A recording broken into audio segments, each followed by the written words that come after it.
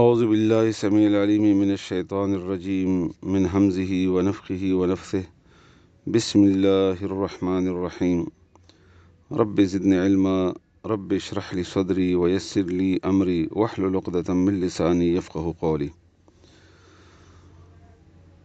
نن ان شاء الله د سورة مائده آیت نمبر اتم چې پرون مونږ ویلو آیت نمبر اتم پرون مونږ ویلو د اومغه آیت سره متعلقه څه آیتونه او څه احادیث او څه خبره مزید کول ضروری په دې باندې دي چې د آیت معاشره لپاره انتهایی ضروری او قیمتي ده. پکاره چې موږ په دې باندې پوه شو، صرف پوه نه بلکې دې باندې عمل کولو کوشش وکړو. ځکه په دې کې معاشرتي زندگی هغه احکامات دي چې کومه دغه آیات باندې پوه شو او عمل کول شروع کړو، زموږ د معاشره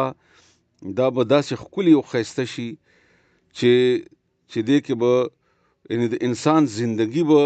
خوندوره بشي، بهترینه بشي. او انسان زندگی دنیا پورې محدود نه ده، دا د لومباني ورځ د ژوند او ډیره معمولی او ډیره کمه ده. زندگی بنیادی طور باندې د مرګ نه بعد شروع کیږي او هغه به جنتونه دي او اعلی مقام د الله تعالی سره. هغه د لپاره دلته ضروری دی چې مونږه بهترینه هغه زندگی تیر کو چې مونږ ته کوم الله تعالی حکم کړی دی او به حیثیت انسان او بیا دنه زیات به حیثیت مسلمان دا ډیره ضروری خبره ده. ما مخکې دا خبره تاسو ته کړې ده چې یو تعلق زمونږ الله سره ده، هغه زمونږ هغه عبادت دي چې هغه زمونږ او د الله په منځ کې دي، لکه مثلا نوافل دي، لکه مثلا فرض مون په دې بنیاد باندې چې الله سره ده، یا حج یا زکات. یو زمونږ هغه عبادت او معاملات دي چې هغه خلکو سره دي، بل سره تعلق ده، لکه مثلا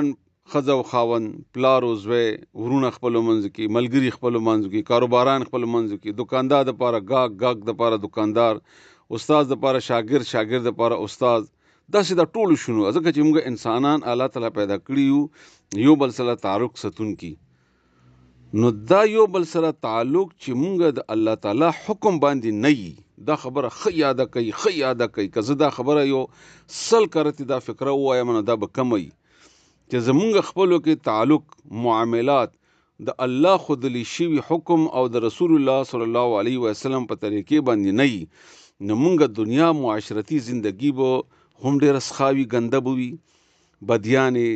غمونه، پریشانیانې، تنګي، مشکلات، دروغ ته به مجبور یو، دوکې ته به مجبور یو، غلې ته به مجبور یو، او دغه شیونه دي چې زمونږ آخرت به هم تباہ او برباد کی. او بل چا سره خګړه کول دی آیتونو باندې حق ځان پویول د دې بیا رد عمل دی. رد عمل بیا الله تعالی په سره خبر ده کارونه ټول الله تعالی کوي. دا بیا په انسان باندې په خپل یعنی مثلا زه یو ځای کې رښتیا وایم نو دا غیر رد عمل به په ما باندې راځي، او که زه دروغ وایم نو غیر رد عمل به په ما باندې راځي. بدل به سختی، تنګي د عذاب په صورت کې د الله تعالی طرف نه هر ګرانی به د ما باندې برازي. نو که زه خپل ځان کې دلته جوړ شم نو معاشره به ما د پرخ کلی او خيستي. او زمونږ بدی دا ده چې مونږ همیشه د پاره چې د انصاف خبره یا د عدل خبره کو نو مونږ بل مخې ته کو بیا چې هغه به انصاف ده، هغه خنه کوي، هغه ظالم ده، چې بدی یادو خپلانه ده. ګوري داسي چې کله مثلا مونږ د هر بدی چې نو بدکاری به افلانه، غانه بجاني افلانه، هغه ګډیږي افلانه، هغه ګنده هغه افلانه، خپل ځان ته فکر نه کیږي، امانت ورک هغه افلانه اړیر خاين ده، بل خپل ځان ته مونږ توجه نه. کدا آیتونه نن ما څو آیتونه جمع کړي دي، صرف د دې ترجمه تاسو ته کومه او تاسو دې نمبر ځان سره نوٹ کړئ او بیا ورته قرآن کریم راواله ک تفسیر مو وی کور کې هغه تفسیر راواله کني لفظي ترجمه سره د آیتونه تاسو لک بار اولولای نو ما تفصیل خبره ضرورت نشته. بیا د الله تعالی په دې آیتونو کې په خپل ټوله خبره قائمه موجوده ده. دا ځکه چې د معاشره سره تعلق لري. مونږ ولې دوکې ته مجبور یو، مونږ ولې دوکه کوو، مونږ ولې دروغ وایو، مونږ ولې د بل حق وهو، مونږ ولې بل سره معامله، مونږ ولې خزه او خاوند خپلو کې جګړه ده، مونږ ولې د خواخي او د نګور خپلو کې جګړه ده. مونږ ولې د پلار زوی په خپلو کې خفه یو؟ مونږ ولې حکمرانان او عوام په خپلو کې خفه دي؟ مسلې دي، مشکلات دي. دا صرف همدغه وجه ده چې دې آیتونو باندې مونږ عمل نشته، پوه نه یو په بیا په عمل په خو سره هم نشته ده.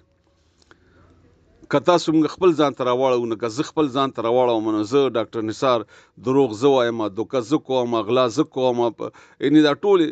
او بیا وایو چې معاشره ښه نه ده، نو دا ډېر لوی ظلم نه دی چې ګندګي ما کې ده او زه الزام په معاشرې ولګوم. یو سړی چهره کږی او اره یې نه راخلي وایي دا کږه ده، اره دا کږه ده. ته خپله چهره وګوره، دا کږه ده. د معاشرې مثال او د معاملاتو مثال د آینې دی. آینې ته ګورې، رسول الله صلی الله علیه وسلم حدیث ته فرمایي چې د مؤمن بل مؤمن سره معامله دا د آینې په شکل کې ده. آینه ده. خپله چهره دې کږه ده نو بل ته کوږ مه وایه، خپله چهره سیده کړه، انشاءالله تا به هر څه ټیک ټاک شي. لکه همدې سوره مائده آیت اول تاسو واورئ، په دې کې الله فرمایي، بیا واورئ، یا ایها الذین آمنوا، یا مؤمنانو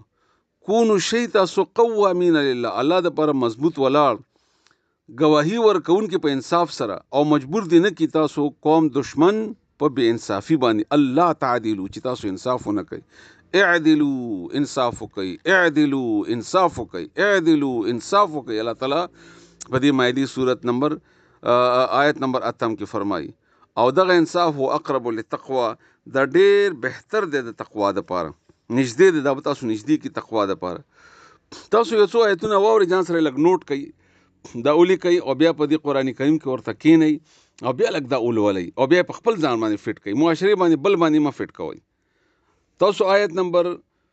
36 د سوره نساء، سورة نساء 36 نمبر آیت کې الله تعالی فرمایي، وعبدوا الله، او عبادت کوئ د الله، ولا تشرکوا به شیئا، او تاسو مه شریک کوئ الله سره هیڅ شی، وبالوالدین احسان، او مور پلار سره نیکی کوئ، مور پلار سره احسان معامله کوئ، وبذل القربى، او خپلوانو سره نیکی کوئ، والیتامى، یتیمانانو سره نیکی کوئ، والمساکین، مسکینانو سره نیکی کوئ، والجار ذی القربى، او خپلوانو همسایه سره، والجار الجنب، او هغه همسایه چې خپلوان دي نه وي او که مسلمان نه وي هم، والصاحب بالجنب، او څنګه اړخ ملګري سره ښېګړه کوه، ښځې دپاره خاوند، خاوند دپاره ښځه، ملګري، دوستان، لارې، کاروباریان، گاهک دپاره دکاندار، دکاندار دپاره گاهک، سکول ټیچر دپاره شاګردان، شاګردان دپاره استاد، دغه سیده معاملاتو کې چې څه دي، څنګه ملګری، وابن السبیل، مسافرو سره، وما ملکت ایمانکم، هغه چې تاسو مالکان شوي دي، خلاصونه یعنې نوکران، غلامان تاسو. ان الله، بشک الله، لا يحب من كان مختالا فخورا، مینه نه کوي الله هغه چا سره چې تکبر او فخر کوونکی وي. دا آیت دغه څه چې دی د مختالا فخورا،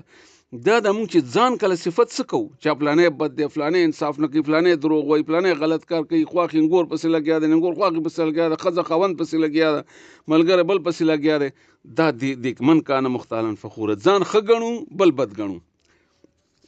اوس تاسو لاړ شئ د همدې سوره نساء 58 نمبر آیت تاسو وګورئ، 58 هلته کې الله فرمایي، ان الله یأمرکم ان تؤدوا الامانات الى اهلها، الله حکم کوي تاسو ته چې ورکړئ امانتونه د هغې حقدارو ته. دلته د پیسو د امانت مراد دی، خو اصل مراد د دې حکمرانی، مشرولي، هر هغه صلاحیت چې تی ورکوي هغه حقدار ته ورکړه، غلطي ونه کړي. وإذا حکمتم بین الناس ان تحکموا بالعدل، کلم چې فیصله کوئ د خلکو په منځ کې نو انصاف سره کوئ. تحکموا بالعدل، تحکموا بالعدل، تحکموا بالعدل، انصاف سره خبره کوئ، عدل سره فیصله کوئ. کدا د کوئی الله بهترین نصیحت کوي تاسو ته، او الله تعالی اوریدونکي او پوهه دی، سمیعا بصیرا، لیدونکی دی او اوریدونکی دی. ګورئ بیا تاسو لاړ شئ د همدې سوره نساء آیت نمبر 135 ته، 115، هلته الله فرمایي، یا ایها الذین آمنوا، ایمان ولو، کونو قوامین بالقسط، جوړ شي انصاف مضبوط ولاړ د انصاف باندې، شهداء لله، گواهی ورکوونکي الله دپاره، ولو علی انفسکم، اگر که دا گواهی تا د خپل ځان خلاف ولی نه وي. مونږ خو همیشه بدي بل باندې بیانوو که نه، الله وایي نه، اول د خپل ځان نه شروع کړه، ما دا بد کړي، زه دا بد کومه. دا الله تعالی مونږ همیشه دپاره د قرآن او د حدیث چې بیانوو بل باندې چسپان کوو، نه ځان باندې. کده تا خپل خلاف ولی نه وي، اول والدین، مور پلار خلاف دی ولی نه وي، والاقربین خپلوانو خلاف دی ولی نه ان یکن غنیا او فقیرا فالله اولا بهما کدا چا خلاف ته خبره کوي دا مالدار دی او که غریب دی کله کله موږ مالداری نه ویریږو یا متاثر شو او یا غریب د پاره موږ په زړه کې نرمي راشي چې دا غریب د خیر دی بے انصافي به وکمل او دا کارتانه دا به نه کوي ته به د انصاف خبره کوي غریب دی او که مالدار دی او خد دی او که بد دی او لوی دی او که وړوکی دی خپل د پردی دی شروع د خپل ځان نه وخت به انصاف خبره کوي فلا تتبعوا الهوا پیروي د خواهشاتو مه کوئ د څه ان تعدلو چې انصاف ونه کوي تاسو ګورئ دا ونه کوي چې د خواهش پیروي وکړو بې انصافي ونه کوي ګورئ عدل به کوئ خواهش به مخکې نه راولئ ځان نه به خبرې نه جوړئ او بیا الله تعالی فرمایي وان تلووا او تعرضوا که تاسو ژبه تاو کړله او یا مخ واړو نو فان الله کان بما تعملون خبیر الله درنه خبر دی ګورئ پټېدی نه شي د الله نه دنیا کې به ځان نیک کې ښه به کې او منصب به کې او دا به کې او نیک به کې ټول دنیا خرابه ده او ته خراب نه یې خو الله وایي ما نه پټېږي ما ته پته ده چې ته څنګه یې بیا تاسو وګورئ د سورې نحل آیت نمبر 99 هغه هم لږ وګورئ دا موږ هر جمعو کې وایو دا ولې وایو ځکه د آیت ضروري دی هم دومره ډېر چې د انسانانو د آیت د مسلمانانو یاد وي چې بې انصافي ونه کړي الله فرمایي ان الله یأمر بالعدل والاحسان الله حکم کوي د عدل او د احسان کولو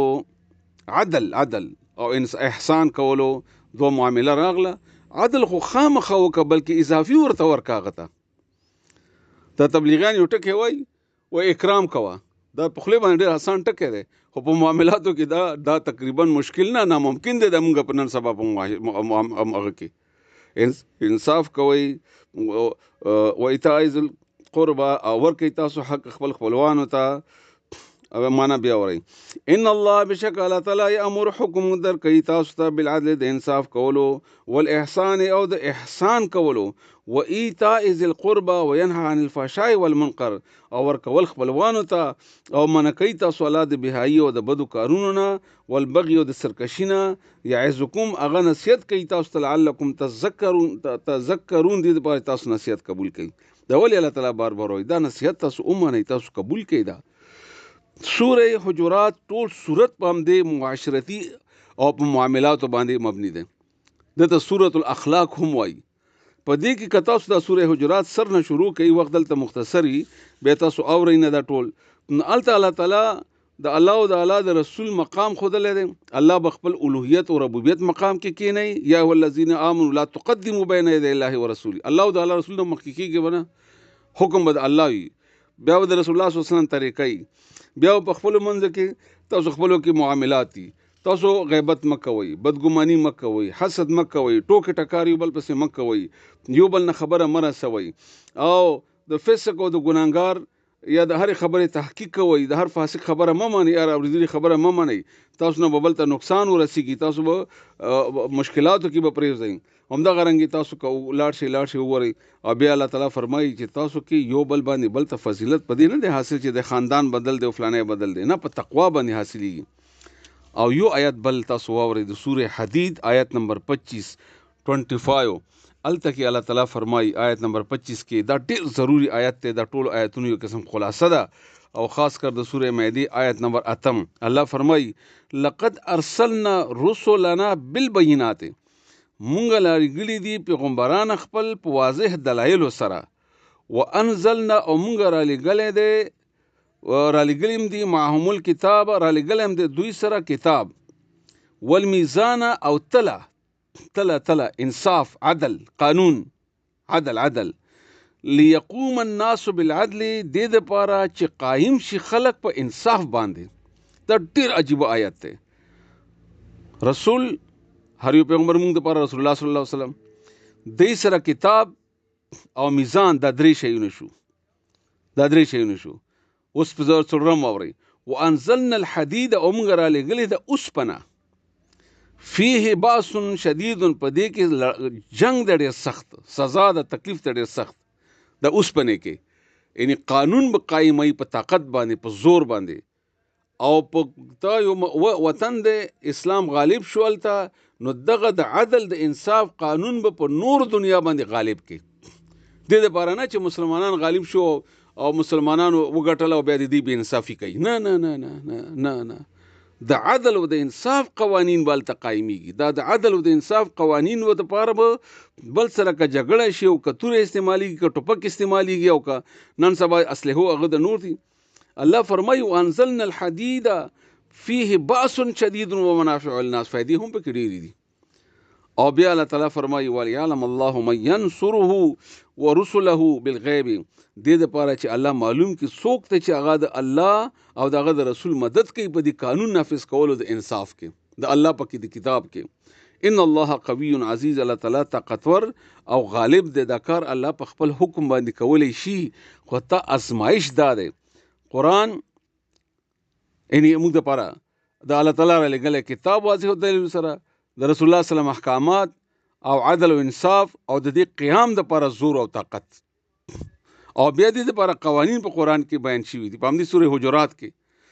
چې که دوه مسلمانان اختلاف ته یو زیاتې کوي نو د زیاتی کوونکي سره جګړه وکړه، د خو انصاف ته کېنه او برابر یې. دا معاشره کې ډېره ضروري خبره ده. رسول الله صلی الله علیه و آله وسلم یو وارې مال تقسیمو، یو کس پې راوغورځېدو، رسول الله صلی الله علیه وسلم دا لښته داسې ور مخې ته کړه نو هغه باندې معمولي غوندې داغ راغلو، لکه موږ چاته چوکه ور مخ ته کړو چې سم شه. نو هغه رسول الله صلی الله علیه وسلم هغه صحابي کېنه وایي راشه ما نه بدل واخله د دې. اوس ګوره پیغمبر ګوره او دغه حیثیت ګوره او دغه درجه ګوره او د صحابه کرامو ایمان ګوره، خو هغه ما نه بدل واخله.